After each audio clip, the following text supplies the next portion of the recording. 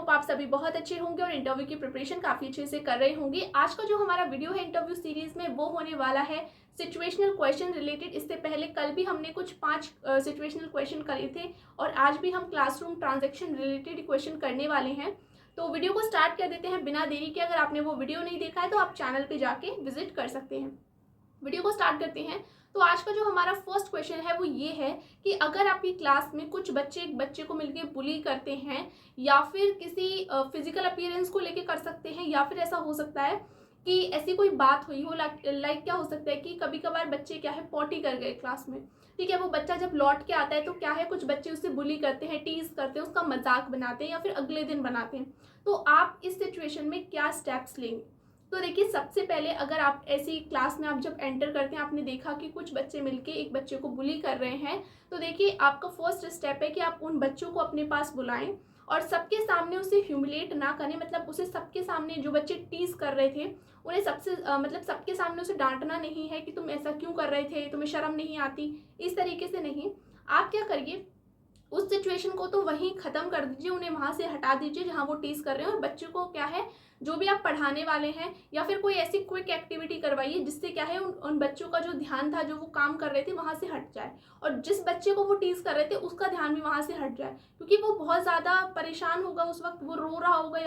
या वो रोने वाला होगा। तो आपको क्या करना है, सबसे पहले उनको अलग कर देना है और एक सी कोई क्विक एक्टिविटी करानी है, चाहे 2 से 4 मिनट की सही। आपको तो पढ़ाना है अपनी क्लास में, लेकिन 2-4 मिनट की कुछ ऐसी एक्टिविटी आपको करा देनी है जिससे कि उस बच्चे का ध्यान भी वहाँ से हट जाए जो बात चल रही थी, और जो बच्चे टीज कर रहे थे उनका ध्यान भी वहाँ से हट जाए। नेक्स्ट आपको क्या करना है, जब आपको टाइम मिलता है तो आपको उन दोनों स्टूडेंट्स को जो टीज कर रहे थे, ठीक है, उनको अकेले में बुलाना है, पर्सनली बुलाना है और उनको समझाना है कि बेटा टीज करना, किसी को बुली करना कितनी गलत बात है। उसको सबके सामने ह्यूमिलेट नहीं करना है जिससे वो बेचारे अपने आप में शर्मिंदा हों,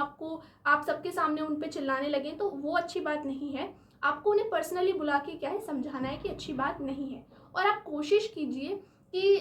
एज अ टीचर आप क्या करिए, बच्चों को हफ्ते में या फिर 2 हफ्ते में क्या है ऐसी जो चीज़ें होती हैं जो कि सोशल क्राइम रिलेटेड होती हैं, बुली करने से रिलेटेड होती है, किसी का रेस्पेक्ट करने से रिलेटेड होती हैं, ठीक है, कि हमको दूसरों के साथ, बड़ों के साथ किस तरह का व्यवहार करना चाहिए, ये सब मोरल चीज़ें होती हैं थोड़ी। तो इन चीज़ों से रिलेटेड या तो आप बच्चों की हफ्ते में एक बार क्लास ज़रूर लिया करें इस टॉपिक से रिलेटेड, या फिर क्या है बच्चों को इस काइंड की स्टोरीज ज़रूर सुनाया करें। कुछ आप एक्टिविटी भी करा सकते हैं इन चीज़ों से रिलेटेड, जिससे कि क्या है बच्चे की जो मोरल वैल्यूज़ हैं वो उसके अंदर इंक्रीज हो। आप बच्चों को क्या है इस तरह की कुछ मोटिवेशनल स्टोरीज भी दिखा सकते हैं यूट्यूब पे, बुली से रिलेटेड, टीजिंग से रिलेटेड, और बहुत सारी बड़ों की रिस्पेक्ट हमको क्यों करनी चाहिए, इससे रिलेटेड काफ़ी सारी स्टोरीज हैं। तो आप बच्चों को हफ्ते में एक बार ऐसी स्टोरीज ज़रूर दिखाइए, उन्हें समझाइए, इन चीज़ों के बारे में बताइए कि क्या चीज़ें अच्छी हैं, क्या चीज़ें बुरी होती हैं,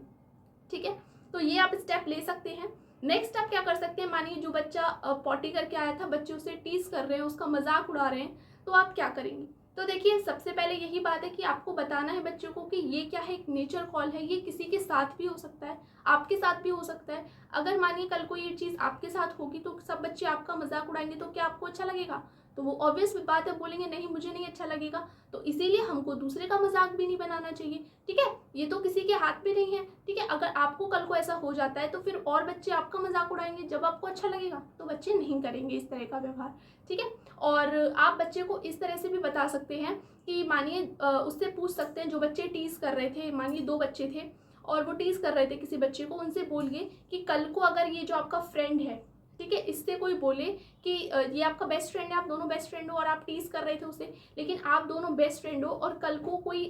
अलग आदमी आके इस आपके एक दोस्त से बोले कि तुम ना इसके साथ मत रहा करो, ये बहुत गंदा बच्चा है, ये अच्छा नहीं है, पढ़ने में भी अच्छा नहीं है, तुम इसके साथ मत रहा करो, और आपका फ्रेंड आपसे अगले दिन से बात करना बंद कर दे, आपसे बोलना बंद कर दे, वो कहे कि तुम अच्छे नहीं हो, मैं तुमसे बात नहीं करूंगा, तो क्या आपको अच्छा लगेगा? हाँ बताओ। वो आपको टीज करने लगे कि सब बच्चों से कहे कि तुम अच्छे नहीं हो, तो तुमको अच्छा लगेगा? तो वो बोलेगा नहीं। तो इसी तरह हमको दूसरों को भी टीज नहीं करना चाहिए। तो आप इन तरीकों से बच्चों को क्या है समझा सकते हैं। होप यहाँ से आपके 2 क्वेश्चन क्लियर हो गए होंगे कि अगर आप टीजिंग से रिलेटेड किसी की फिजिकल अपीयरेंस को लेके कि कुछ ये जो गैंग एज होती है, खासकर क्या है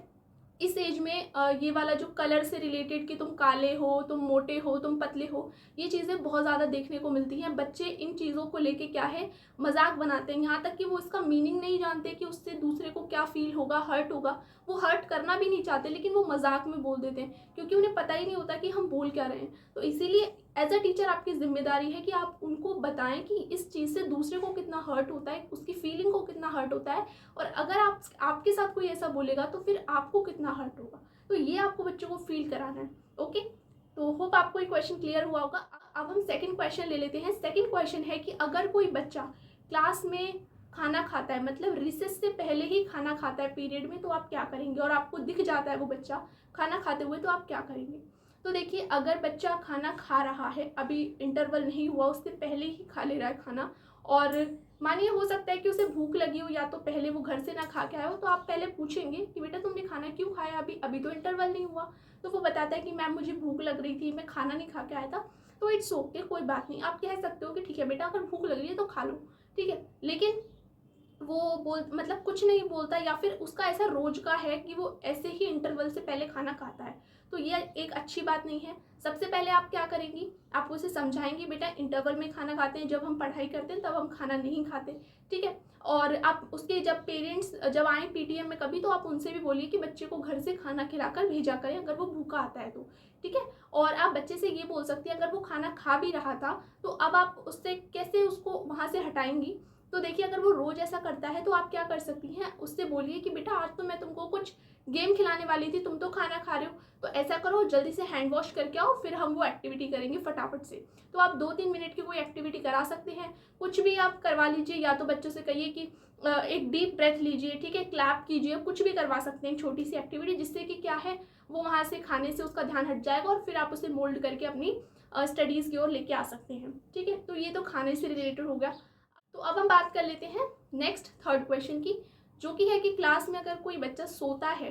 तो आप क्या करेंगे। और ये बच्चों की ही प्रॉब्लम नहीं है, ये बड़े तक 12th क्लास के बच्चों तक की प्रॉब्लम है कि क्लास में सो जाना। आखिर बच्चे क्यों सो जाते हैं। तो देखिए, सो जाने का मीनिंग क्या है, या तो उनकी नींद पूरी नहीं हुई है, सबसे पहली बात तो यही है, ठीक है। लेकिन फिर भी अगर एक बच्चा है जो लगातार सो रहा है आपके पीरियड में, तो कहीं ना कहीं आपकी टीचिंग स्ट्रेटेजी में कमी है कि वो बोर हो रहा है, उसे समझ नहीं आता और वो सोता है। नेक्स्ट, उसको कोई हेल्थ रिलेटेड प्रॉब्लम हो सकती है, तो आप पेरेंट्स से ज़रूर बात कीजिए कि वो स्कूल में क्यों सोता है इतना ज़्यादा, क्या उसे कोई प्रॉब्लम है। नेक्स्ट हो सकता है कि अगर वो सो ही रहा है तो आप क्या करेंगे, वो चाहता ही नहीं है पढ़ना और वो सोता ही है, आप भी कोशिश कर रहे हैं कि आप उसे अच्छे से अच्छा पढ़ाने की, उससे मतलब आपने कोशिश की कि वो ना सोए, लेकिन फिर भी वो सो रहा है, तो आप क्या करेंगे। तो देखिए, आपको क्या करना चाहिए, कभी कभी क्या होता है कि हम जब पढ़ा रहे होते हैं ना, तो हम ये चीज़ भूल जाते हैं कि पढ़ाते पढ़ाते कि हम बहुत लॉन्ग टाइम तक बच्चों को पढ़ा रहे हैं, और बच्चे क्या होते हैं बहुत शॉर्ट टाइम तक के लिए, मतलब समझने जो उनकी कैपेसिटी होती है वो कम होती है, उसके बाद वो क्या है थोड़ा थकने लग जाते हैं। तो ये छोटे बच्चों के साथ ही नहीं, बड़े बच्चों के साथ भी होता है कि टीचर अपने में लगा रहता है, पढ़ाने लग जाता है, माने कोई हिस्ट्री का चैप्टर है और वो लगा पड़ा है, ठीक है, और बच्चे क्या है इतने बोर होते जा रहे हैं कि वो चाह के भी अपनी आंखें नहीं खोल पा रहे हैं, सोए जा रहे हैं। तो देखिए, आपको बीच में क्या क्या करना चाहिए, बीच में आप लीक से हटके तो नहीं, लेकिन